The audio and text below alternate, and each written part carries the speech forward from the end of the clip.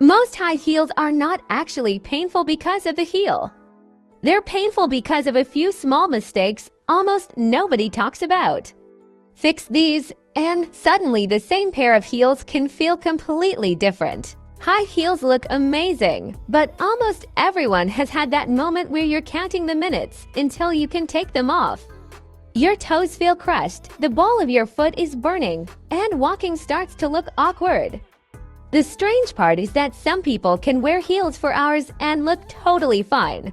So what's the difference? It's not luck. It's not just tough feet. Most of the time, it comes down to a few simple things that people either don't know or ignore. The biggest problem starts before you even put the shoes on. A lot of people buy heels that are slightly too small because they think they'll stretch later. Sometimes they do, but usually they don't stretch in the places that actually matter. If your toes are squeezed together from the start, the pain begins almost right away.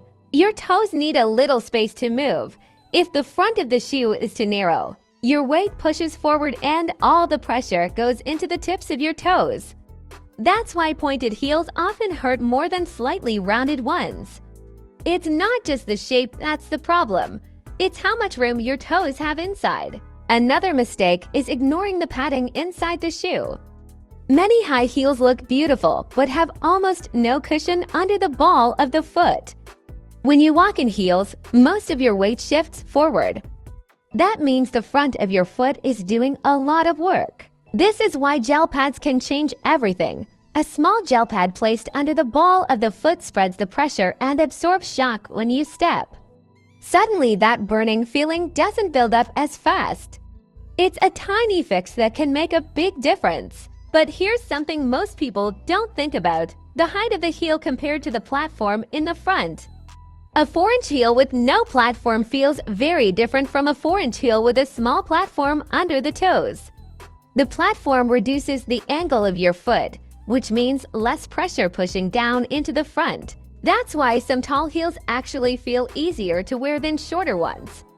It sounds strange, but the design of the shoe matters more than the number printed on the box. Walking style also plays a big role. A lot of people step down toe first when they wear heels because they're trying to be careful.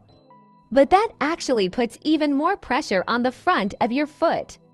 The smoother way to walk is heel first, then roll forward to the toe. It keeps your balance better and spreads the weight more naturally. Posture matters too.